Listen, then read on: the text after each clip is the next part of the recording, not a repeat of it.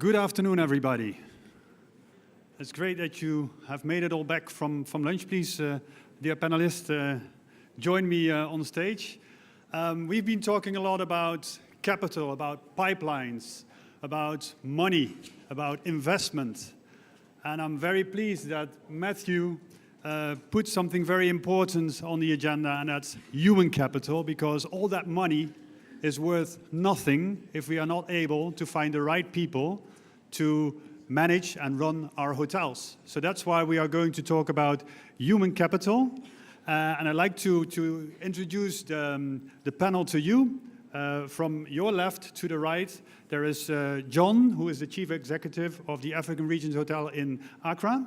There's Thierry, who's the General Manager of the Sofitel in Abidjan. And then there's Benoit, who is the Chief Brand and Marketing Officer of the Swiss Education Group. Gentlemen, I'm going to join you. If you can all move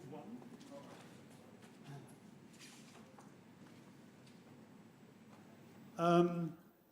I'm going to ask the panel to quickly introduce themselves as if they would be standing with you in the elevator. They're going to introduce themselves, and they're also going to say why they are so happy to be on this panel, because they are very passionate about the subject. John, go ahead. Good afternoon. My name is John Kufuor.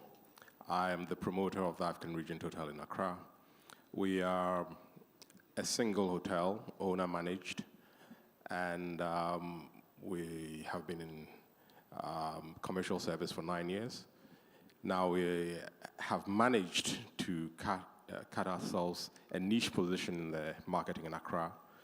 And the important thing is, to operate at that level, you need to be providing the best service, and the service relies on the people. What we find is that we've managed to get the right mix of youth with knowledge who can provide the service. The problem for us is, because we're doing well, we tend to act as a feed to the brands that are coming into our market, and it costs us some money. Medium term, we look to get a good local footprint, and we believe that the work we're doing in the market is such that we will be able to get some of the benefits that we've already given the market. Thank you. Thank you, John. Thierry? Good afternoon, everyone. Thierry Dejam, General Manager of the Sofitel Hotel Ivoire in Abidjan. Well, I will tell you a little bit about reality of the field. The Hotel Ivoire, as you probably know, is an institution of West African hotels. This unit has 423 rooms. We have a huge activity in terms of banqueting, and therefore the activity of the hotels requests us to have a lot of staff, important staff. At the moment, we have 400 people working, fixed employees at the hotel. In the month of April, we had 400 temporary employees at the hotel, so that makes 800 for only 1 month. The hotel is still growing up, so in the near future, these numbers will probably increase. So we are facing a very important issue, which is the human market.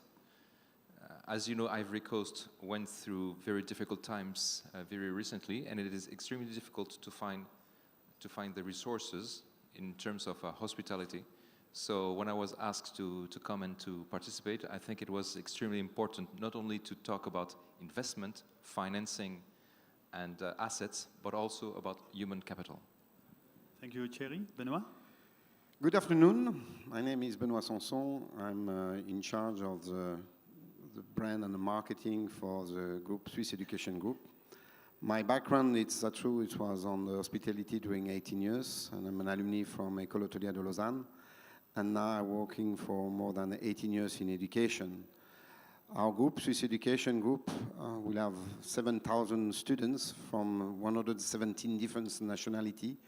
We propose different programs. We propose a certificate program for 1 year, diploma program for 2 years, and as well bachelor degrees for 3 years, and master and postgrad. Means the reason why I'm here, I would like to see in which way we can as well help the country and Africa, because we'll have the chance to have some elite come to our schools We'll have approximately more than 40 students from Africa to come to our schools. But I believe we can help as well. In which way we can help, that's the reason why I'm here. Thank you very much. As you can see, ladies and gentlemen, we have a very diverse panel. We have the independent hotel that is not having the access to the network, the big training, and I'm sure when John opened this hotel 9 years ago, he could not, bring somebody like Thierry was able to do, maybe move somebody from the Novotel to help them to do the opening or send people for training. And we have the education expertise sitting here, which is fundamental. We've been talking about 365 hotels with 64,000 rooms on the construction phase. If you think about just one or even half a person per room, you can imagine the number of people that we will need to be able to provide. That's what this business is about, service in our industry. Yesterday in the security panel, I heard a fantastic quote. And you can put this next to staff. They were saying security is not a cost, it's an investment. Payroll is not a cost, it's an investment. It's the core business of what you do. John, when you opened your hotel 9 years ago, how were you able, 9 years ago in Accra, is not the Accra of today, there were not the same number of hotels today. How were you able, as an independent hotel, to recruit and to find the people that you needed to be able to open your hotel? Okay, 9 years ago, we had the help of a subsidiary of the IFC called AMSCO, who helped us with training grants. We actually had consultants from Mauritius to help train the core staff of about 100 for 2 months before we opened. And we tried as much as possible to recruit people who could communicate in the English language properly, and it sounds simple, but it's very critical to be able to understand what the guest requires of you when they're in front of you, and also to recruit an attitude. We didn't necessarily want people who had been in small hotels with bad habits. We wanted young, fresh people with a good smile and the right attitude. And thirdly, somebody who was numerate. Yeah? So communication was critical, youth was critical. The fact that the people who were doing the training were from Mauritius, which is a country which has got a good industry, was important. They knew what standards we wanted to achieve. And that was what we set out to do. We set out to get the staff of an international standard and to offer them the chance. And I would say that to a large extent, based on experience, and if you look at our ratings on TripAdvisor, etc., we are able, and we have been able to, or successful in setting that standard. Managing and maintaining that standard is very difficult, though. And as I have said, you train the youngsters, the brands come in, and they want to progress and to be part of something even bigger. So it tends to cost us, but we take it as a corporate social responsibility. Absolutely. So it was possible for you that even with the limited resources that you had to start from scratch and to develop your hotel, which is basically, and we're touching an important point over here, in the review sites, it's basically showing that you've been successful. Thierry, you had a double challenge. You were taking over a government hotel, turning that into an international hotel chain brand, and on top of that, a luxury brand. I mean, that's 3 times difficult. How did you manage to bring the result? Well, extremely difficult, but as you said previously, we had the strength of the group, so we were able to send a task force for the opening of the hotel in order to manage and to train our people. That was the main thing, because unfortunately, as I said, Ivory Coast went through very difficult times, and people were not trained for about 15 years, and they were, for the eldest ones, they were a little bit outdated in terms of technicity and in terms of services. While the youngsters, as we don't have any hospitality school in Abidjan, Ivory Coast, they were not trained properly. So we had to in-flight a lot of training from inside. So they came from all over the world for Sofitel. And we are strong enough to have in-house full-time training manager at the Sofitel. And her job is continuously, every day, to keep training the people that we have, which is not enough. We're still lacking, and I think that this is extremely important for all the African countries to get the importance of hospitality schools.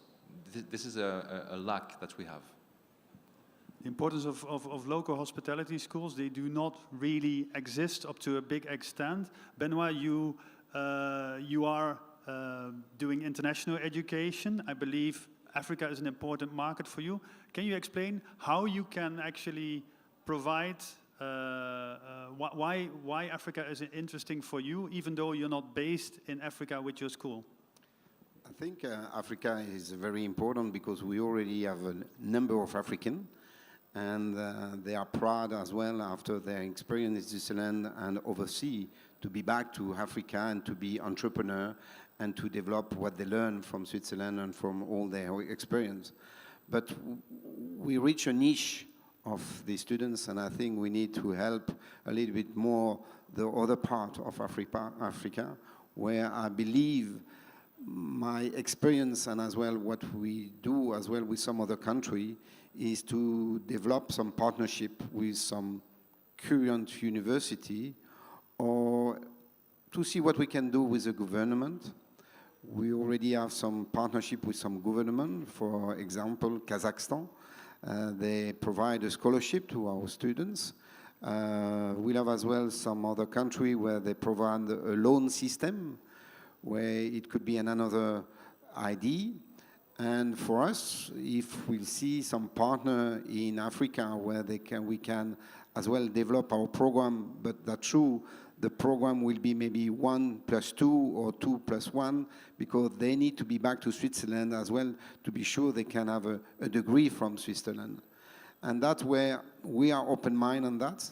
And if we can develop some great partnership with a great university or the great schools in Africa, we are able to come to Africa too.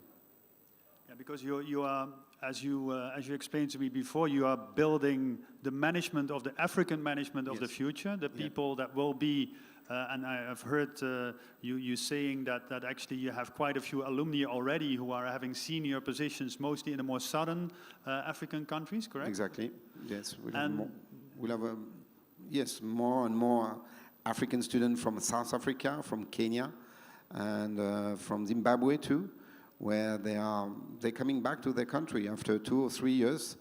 They have their great experience overseas, and they be back because they want to be back to Africa.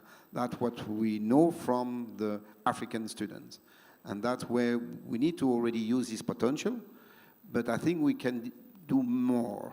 And that's where it's a question mark, in which way we can do that with a hotel, to be sure they can receive as well, and they can have as well the potential to have other trainee and a great graduates where they can be stable because the turnover from hotel costs a fortune.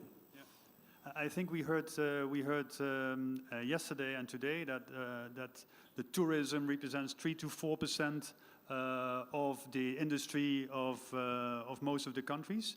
I think, John, you told me that about 1% of your of the revenues is going to the government. Do you feel that this money is well invested in education? If I speak to Thierry and John on this subject? Well, the policy to take 1% of the revenues is recent. Let's say a couple of years.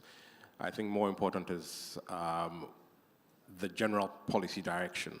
If we're being told, for instance, that there are thousands of rooms under construction, and if we're being told that tourism could be, say, the 3rd or 4th end of foreign exchange for countries in the sub-region, then clearly there should be a long-term policy which says we are going to train for technical level entrance and also for managerial staff to feed the new infrastructure that is being built.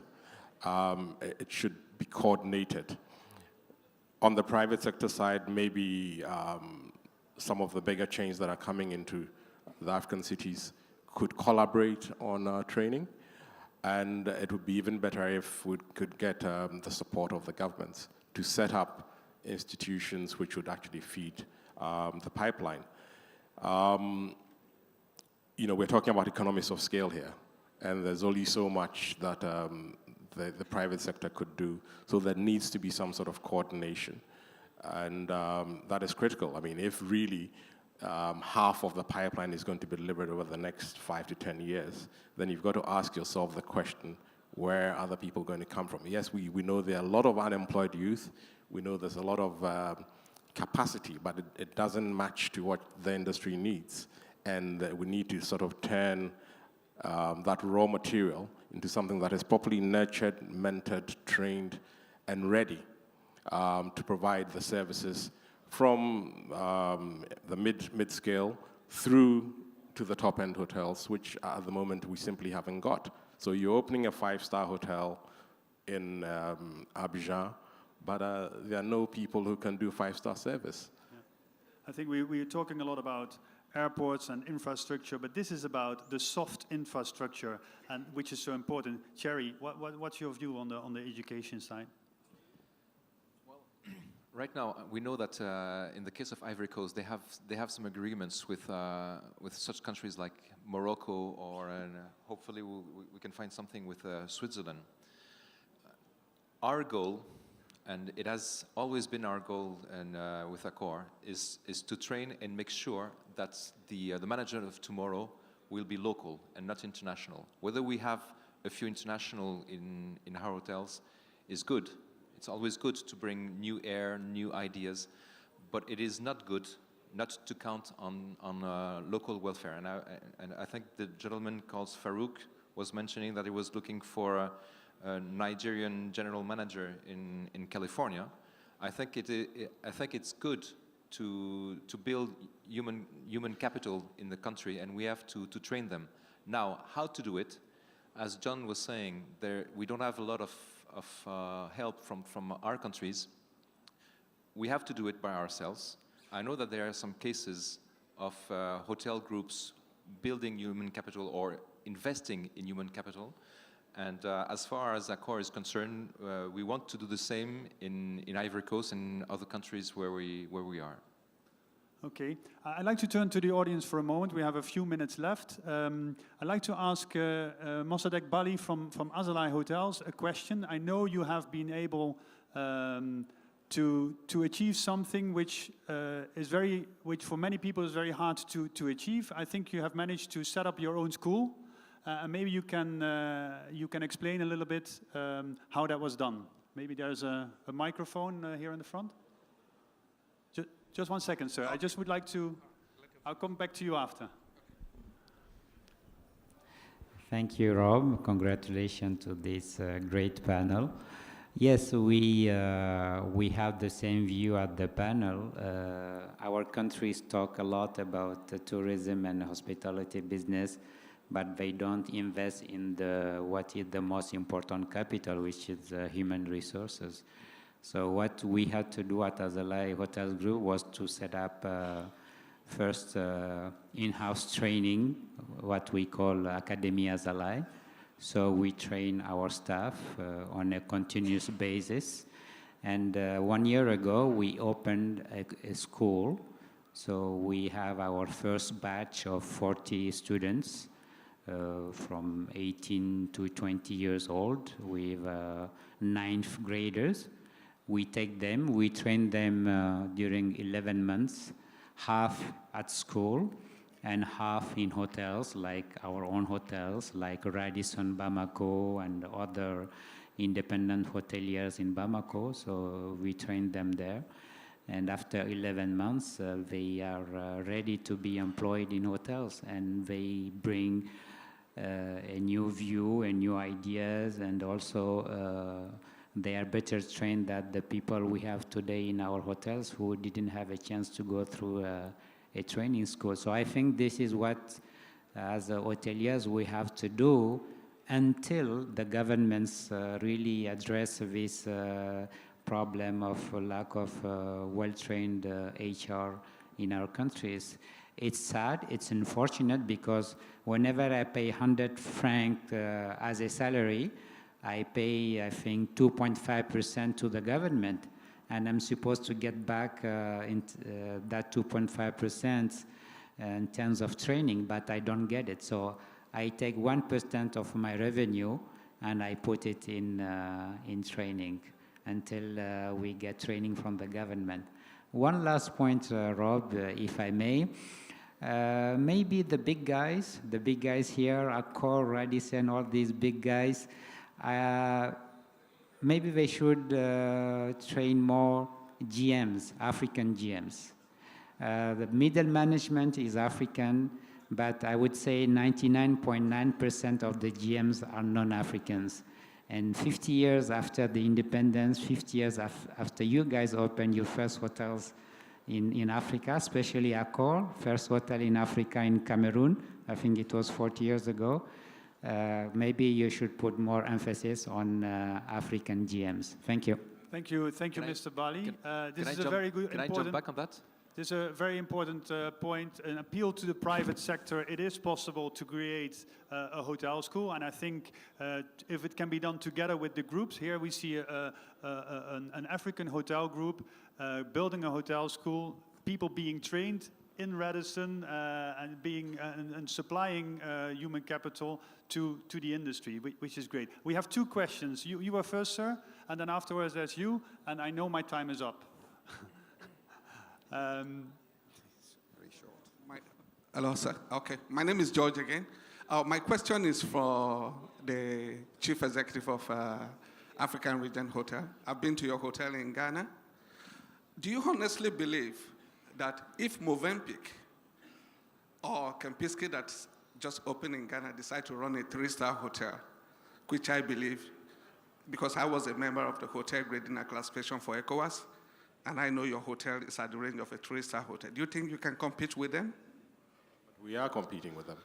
I mean, if you look at the TripAdvisor and you look at the classifications, we are number 4 out of 92 hotels. The only hotels that are ahead of us are Labadi and Movenpick, which are the size you're talking about. It's possible, and I think the African entrepreneur has to believe in himself, has to take the chance, and has to grow African wealth. But we also have to accept that we do need the brands, we do need the grand hotels, and I think our attitude should be to build our capacity and to use the right standards to challenge. And we've been doing it. I'm not saying it's easy, okay, but I think we've proven a point. Whether we manage to sort of hold on into the long term, I don't know, but I think we all have the example of Azalai. I mean, they've done well. And again, they've proven a point, and we just have to go for it. Sorry. Just hold on to one question, because I want to. We have to stop, but I want to give this gentleman a chance. We are around. We are around over here. We give you the chance to talk a little bit further, please. My name is Amici Ndili. I am the Chief Executive Officer of Golden Tulip West Africa, but I'm also the founder of the Africa Hospitality Academy. And your panel is particularly interesting to me for a variety of reasons. First of all, of course, we all recognize the human capital development gap that we all need to sort of bridge.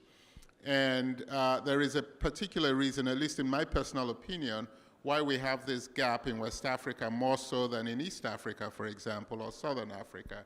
And part of it is because a lot of, if you look at the recent or contemporary history of West Africa, it's actually been quite turbulent. And so West Africa has never quite developed a tourism base, okay? We do have a lot of visitors coming to West Africa, but we generally tend to have business class visitors. And so the industry has been fairly nascent. The next evolution of growth is actually in the human capital development. For those of us who run hotels, if you look at sort of your cost base, a minimum of 18 to 25, in some cases 27% of your revenue is actually payroll, staff costs. And so we sort of took this into consideration when we started thinking about the Africa Hospitality Academy. And what we did wasn't necessarily to look to training frontline or middle management staff. We think that the brands do enough of that, operators do enough of that, owners do enough of that. But what people haven't quite focused on is in developing general managers, leaders, entrepreneurial African talent that would focus or that would sort of make a change in the industry. And so we started the Africa Hospitality Academy, and we, so far, I think, have had some reasonable level of success. This is our first year. We have a small student intake, and the reason that we have a particularly small student intake is that we can focus quite readily on each of the students. I just thought I'd throw that in. Thank you so much. Very good. Thank you very much for this other proof that it's possible. I think, Matt, we have to continue this discussion in Rwanda because it's the different type of capital. Dear panelists, thank you very much. Dear audience, thank you for your attention, and give a warm hand to the panelists. Thank you.